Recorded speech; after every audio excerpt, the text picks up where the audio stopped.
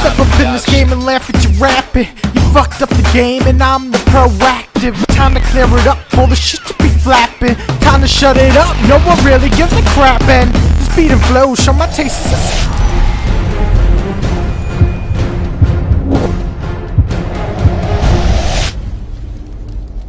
The dragons are out in Skyrim, and Whity the Mighty is ready to hunt them down.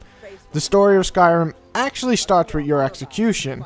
After a narrow escape from one of our friendly dragons, you get tossed into the world of Skyrim. And while the dragons are the main focus of the entire story of Skyrim, it's all the little stories that bring Skyrim to life.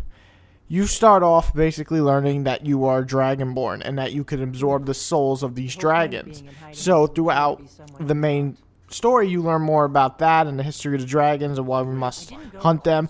But it's, like I said, really the side stories that bring Skyrim to life. From the war up north with the rebellion and the Imperial Knights, to joining the many guilds and starting to fit into a certain group, to even the small favors for people like finding their lost dog or just beating the shit out of someone for them. All those little things bring Skyrim to life, making almost every single mission at least enjoyable, if not great. What's remarkable is that the obvious effort put into the voice work is here this time.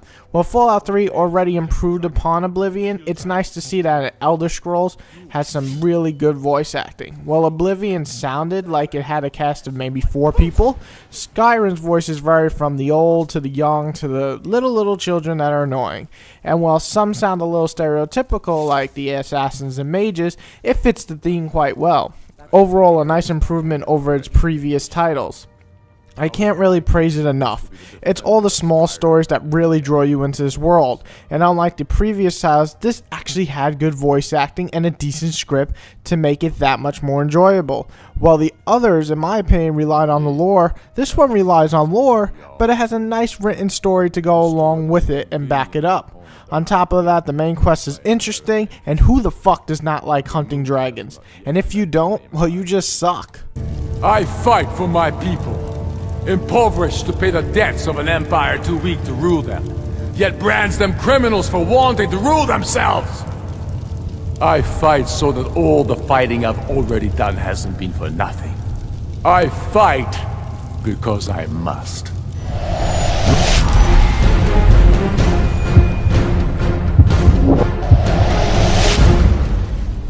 Stunning is basically the first word that comes to mind. Sure, when you look at some of the textures or the silly animations or even the blood, you might wonder, what the hell? How can Whitey think these graphics are stunning? Oh, it's simple. Take a look at this world, the beautiful environments and the rich detail with so much going on.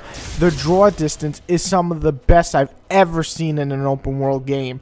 The various different storms like snowstorms and rainstorms all look great and add no slowdowns to the actual game. Now, are they perfect? No. Like I mentioned above, there are some funky animations, textures, and even the blood and even some weird designs can make you be like, what the fuck? But when you are traveling all the different lands, I was absorbed in this world with its colors, its design, and some excellent design choices once again, with plenty of choices from different weapons to different armors to just customizing your character in the very beginning, making it really vary, and that's something I've always wanted.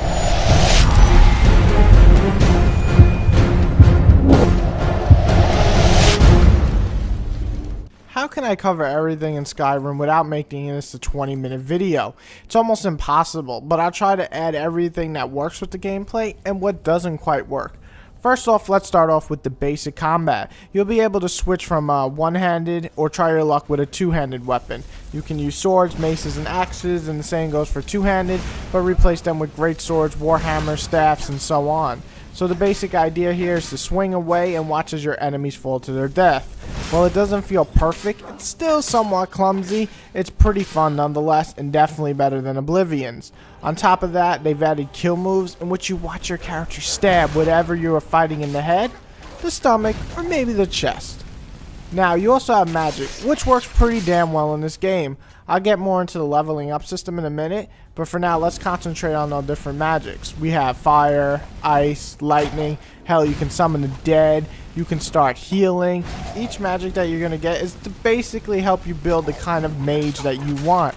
The magic system works fairly well, and eventually you'll be able to do dual-wielding magics. And once you get that, it's even more fun to mix and match what you think feels right and basically become a badass mage. And this is your chance to actually do all that. To learn the spells, you read books and you unlock the spells. And in doing so, you can then use them. It's simple and easy. Just be sure to master somewhat in magic, because these spells will eat at your magic relatively quick. Now, the level up system is something I'm really enjoying. Basically, the more you use a certain skill, the more you're going to level that skill up. It's been used before, but it's still a well-made system. So, say that you keep using a one-handed sword, then soon expect that to level up, the one-handed sword, making it so that you can unlock a certain perk for each group. It's really easy to spread out your perks, so either be super focused on like a certain ability, or just kind of spread it out to make your warrior or mage kind of spread so you can fight in all different situations. Now, to get to the alchemy and forging and so on, it's simple to create weapons. You'll just need to find the right ingredients and create it, leveling up your blacksmith or alchemy to a skill high enough, mattering what you're trying to upgrade, and then you can create that certain item. It's been streamlined enough for me to really get into it, and I'm sure there's those people that are like love deep and overcomplicated bullshit game mechanics, and they'll flip at this, but you know, I don't give a shit, and I'm sure most gamers won't either. It's fun and easy to use. The real joy, though, that comes from this Skyrim game is the exploring. There are very few games where I can personally say I like walking around and exploring areas. On the contrary, I usually despise traveling around endless fields only to find small little towns. Fallout. However, in Skyrim, every time you find a new place, you get a sense of accomplishment. Once you find some, you can then fast travel back to that area at any time. Just make sure you save, because something will sneak up you, kill you, and then otherwise you have to restart at your last save point. Each area you'll visit usually has something new, either a quest, treasure, or a bad guy to kill and gain experience. No matter what it is, the exploring is worth doing.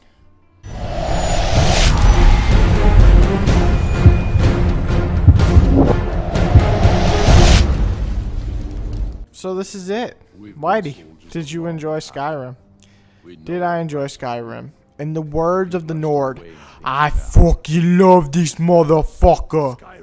Well, not quite the words of the Nord, but still, it's an amazing freaking game. The way you travel to a town after a long walk, talk to a guard and he welcomes you to this new area, you search around for a bar and see, hey, are there any rumors? Maybe grab a bounty, go kill some bad motherfuckers, and then take a short rest.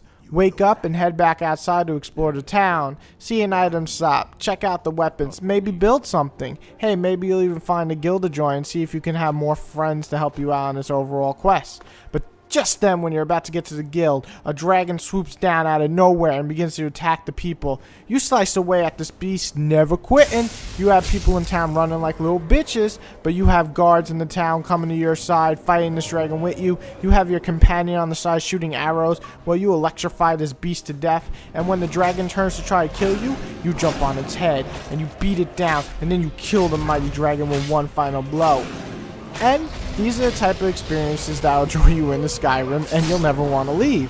When I began playing, I couldn't stop. When I was at work, I thought about Skyrim. When I was about to head to bed, I thought, where the hell am I going to go to in Skyrim next? Hell, if I had an evil little bitch girlfriend that didn't like games, I'd dump her just to play Skyrim. Luckily, my girlfriend is awesome enough to actually play Skyrim.